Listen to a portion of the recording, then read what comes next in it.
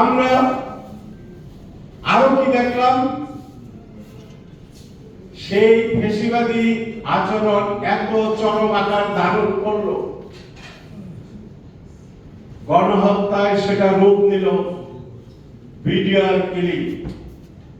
VDR killing কি দেখলাম, সেই ৭৬ জন সামরিক অফিসার নিধন করা হলো। ৭১ সালে আমরা মুক্তিযুদ্ধ করেছি, সেখানেও আমরা দেখিনি যে এতগুলো সেনা অফিসার নিহত হয়েছে। সেখানে হয়নি, কিন্তু ভিডিআর হত্যা সেটা হয়েছে। এটা তাদেরই ফল, রাজনৈতিক বহিঃপ্রকাশ, তারাই ঘটিয়েছে এই ভিডিআর কিলিং হত্যা। ভিডিআর কিলিং পাশাপাশি কি দেখলাম, শাপলা চত্বরে সেই নারকীয় হত্যাকাণ্ড। এই যে গণহত্যা, বারবার গণহত্যা করে এই সরকার আমাদের দিকে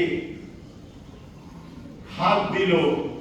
আমরা গত 16 বছর রাস্তায় যারা লড়াই সংগ্রাম করেছি, আপনারা জানেন আমরা রাজপথে ছিলাম, এখনো রাজপথে আছি, রাজপথে থাকবো।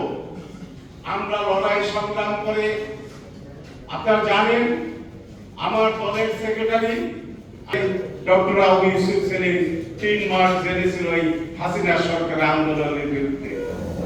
29 জুলাই ঢাকার 2023 ঢাকার প্রবেশ মুখ বন্ধ করতে গিয়ে আমি সহ আমরা গ্রেফতার হই এবং পরবর্তীতে আমরা সারা পেয়ে যাই।